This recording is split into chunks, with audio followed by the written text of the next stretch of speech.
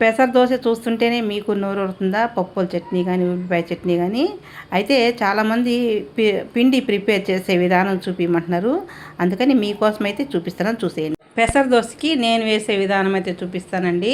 నేనైతే ఒక 1/4 కిలో పెసలు తీసుకున్నాను. మీకు కొలత కోసం గ్లాస్తో చూపిస్తున్నాను. తర్వాత శుభ్రంగా కడుక్కొని ఇలా నానబెట్టుకోవాలా. నేను వీటిలోకి బియ్యం కూడా రేషన్ బియ్యం తీసుకుంటానండి. 2 పిడికిల బియ్యం సరిపోతాయి. ఎక్కువ వేసుకుంటే గట్టిగా ఉంటుంది దోశ. అందుకే అంటే తగినన్ని వేసుకుంటేనే దోశ మెత్తగా మృదువుగా వస్తాయి. 2 కలిపి రాత్రికైతే నానబెట్టుకోవాలా. ఇంకా పొద్దున్న చూసారు కదండి, శుభ్రంగా కడుక్కొని నీళ్ళన్నీ వంపేసుకొని ఇలా పక్కన పెట్టుకున్నాను. బియ్యం కూడా శుభ్రంగా కడుక్కొని నీళ్ళన్నీ వంపేసుకోవాలా. ఇప్పుడు ఈ 2 కలిపి మిక్సీ జార్లో వేసేసుకొని మెత్తగా మిక్సీ పట్టేసుకున్నాం. చూసారు, పెసలు వేసుకోవాలా. తర్వాత బియ్యం వేసుకొని కొంచెం నీళ్ళు అయితే వేసుకొని ఒక తిప్పు తిప్పుకోవాలి. అంటే తిప్పుకున్న తర్వాత మళ్ళీ సరిపడా అంటే కొంచెంగా నీళ్ళు వేసుకుని ఎన్ని నీళ్ళు అవసరమో అన్ని వేసుకుని మెత్తగా ఇలా మిక్సీ పెట్టుకోవాలి. చూసారు కదండి, మెత్తగా అయిపోయింది. ఇప్పుడు దీన్ని అయితే మనం గిన్నెలోకి తీసేసుకుందాం. గిన్నెలోకి తీసేసుకున్న తర్వాత సరిపడా సాల్ట్ అయితే వేసుకోవాలండి. మిక్సీ జార్ కడిగి పోసుకొని సరిపడా సాల్ట్ అయితే వేసుకొని బాగా కలబెట్టుకొని పక్కన పెట్టేసుకోవాలండి. ఒక 5 నిమిషాలు పక్కన పెట్టేసుకోవాలా. చూసారు కదండి, ఈ మోతాదులోనే పిండి కలుపుకోవాలా. ఇప్పుడైతే మనం దోశ పోసుకుందాం. ఇప్పుడు దోశ పెనం బాగా హీట్ ఎక్కిన తర్వాత నీళ్ళకర్రతో రుద్దుకొని ఇలా గంటె పిండి అయితే తీసుకొని నేనైతే గిన్నెతో రుద్దుతానండి. పతలాగా రావాలంటే గిన్నెతో ఇలా రుద్దుకుంటేనే పతలాగా వస్తుంది దోశ. నేను పోసే విధానం అయితే ఇది బాగా